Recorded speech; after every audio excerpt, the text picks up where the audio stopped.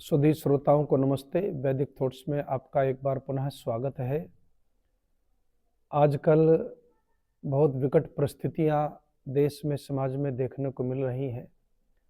भारत की सबसे पवित्र संस्था जिसका लोहा सारी दुनिया मानती है और जिस पर दुनिया में सबसे ज़्यादा शोध कार्य हुआ, रिसर्च हुई है, वो है परिवार।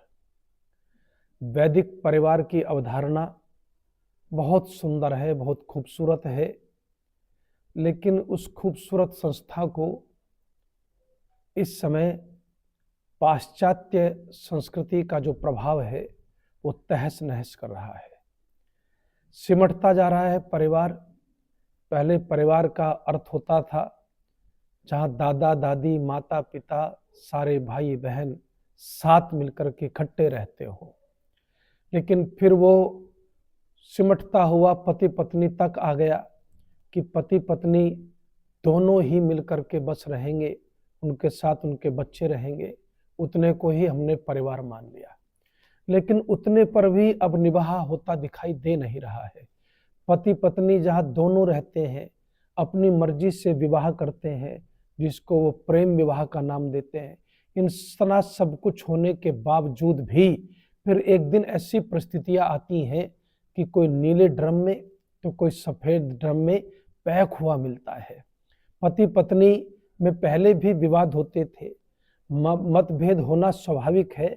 मुंडे मुंडे मतिर भिन्ना, क्योंकि सबके पास अलग अलग मस्तिष्क है, अलग अलग बुद्धि है, अलग अलग सोचने का ढंग है, अलग अलग सोचने का तरीका है, तो स्वाभाविक है मतभेद का होना।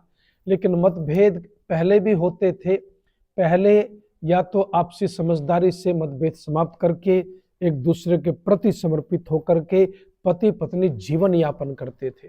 लेकिन अब जो है परिस्थितियां बहुत जटिल होती जा रही हैं। उसके आगे पहले ऐसी परंपरा थी कि चलो कुछ लोग इकट्ठे हो गए, उनके कहने से समझाने से बात बन गई, और बात नहीं भी बनी तो फिर ये निर्णय ले लिया गया कि भाई ठीक है, अब बिल्कुल निर्वाह नहीं हो रहा है, तो फिर आप जो है दोनों अलग अलग हो जाइए। वैसे भी समाज की इसमें बड़ी भूमिका होती थी, लेकिन अब तो परिस्थितियां ऐसी हो गई हैं कि पति पत्नी एक दूसरे की हत्या कर देते हैं।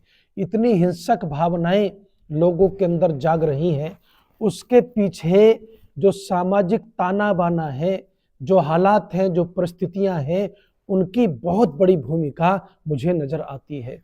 सबसे बड़ी भूमिका तो ये जो हमारे पिक्चर्स हैं, मूवीज बनती हैं, सीरीज बनती हैं, इन सीरीजों में जिस तरह से वाहियात घटनाएं दिखाई जाती हैं, जिस तरह से सामाजिक पतन की पराकाष्ठा दिखाई जाती है, जिस तरह से एक एक व्यक्ति के कई औरतों से, एक औरत के कई लोगों से संबंध दिखाए जाते हैं, उसका बहुत नकारात्मक प्रभाव पूरे समाज पर पड़ रहा है। मैं ये नहीं कहता कि भाई ये मूवी बंद होनी चाहिए, लेकिन कोई एक सीमा अपनी संस्कृति के अनुसार इनकी तय होनी चाहिए, एक रेखा तय होनी चाहिए, उसका उल्लंघन कभी भी ना हो।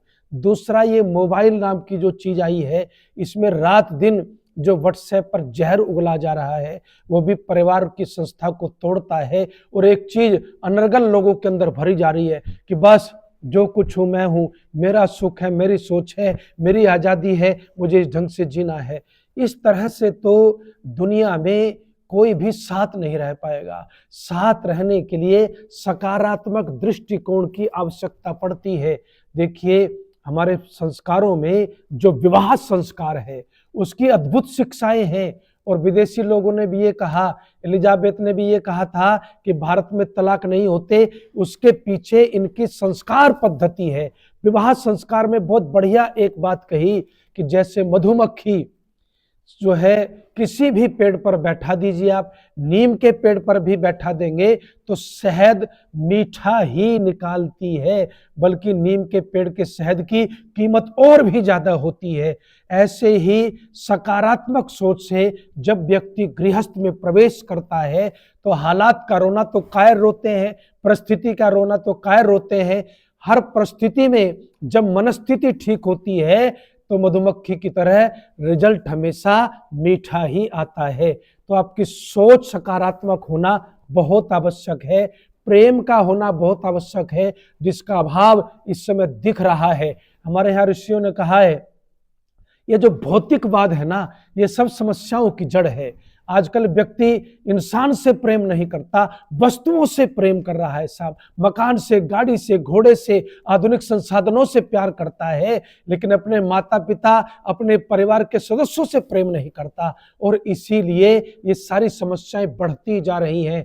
ऋषियों ने कहा, गृहस्थ आश्रम में प्रवेश के समय जब बिटिया का हाथ कन्यादान के रूप में दिया जाता है, उस समय समझाया जाता है, जब वो एक दूसरे का हाथ में लेते हैं, कि गृहस्थ के सुख का आधार धन नहीं है, धन साधन है, होना चाहिए, लेकिन गृहस्थ के सुख का आधार है प्रेम।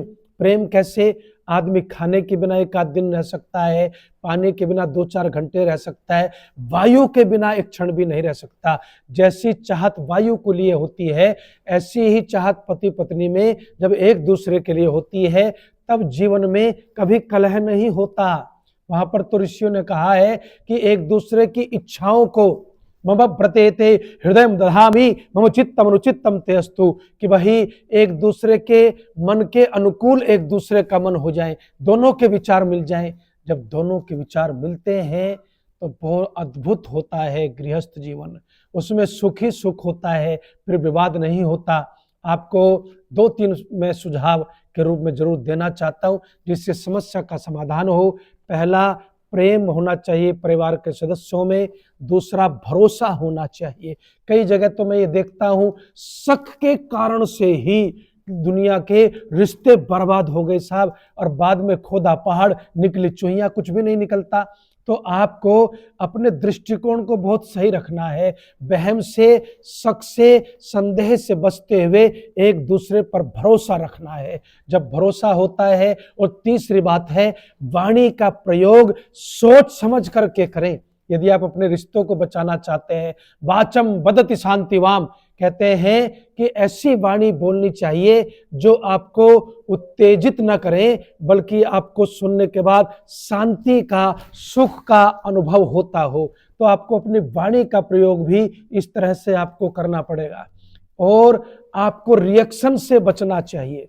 देखिए, आप सब लोग जानते हैं, दवाई के 2 कार्य होते हैं, एक तो वो एक्शन करती है, दूसरा वो रिएक्शन करती है। जब दवाई एक्शन करती है तो आपकी सब बीमारियों को ठीक करती है, लेकिन वो ही दवाई जब रिएक्शन करती है तो फिर वो ऐसी बीमारी बन जाती है कि उसको ठीक करने के लिए एड़ी चोटी का जोर लगाना पड़ता है डॉक्टरों को। तो रिएक्शन क्या होता है कि अगर मान लीजिए किसी ने, पत्नी ने मुझे कठोर बात कही तो मैं उसको उससे भी ज्यादा कठोर कहता हूं, पति ने मुझे कठोर बात कही तो मैं उससे भी ज्यादा कठोर उसको कहता हूं। इसको रिएक्शन कहते हैं। और रिएक्शन में जब भी आप जाते हैं तो आप ये भूल जाते हैं आपका कर्तव्य क्या है, आपको क्या करना चाहिए, आपको क्या बोलना चाहिए। आप उस सीमा से बाहर निकल जाते हैं, और फिर आप अपने रिश्तों को अपने ही जुबान से तार तार कर देते हैं साहब। इसलिए कहते हैं कि मीठी वाणी का प्रयोग करना चाहिए।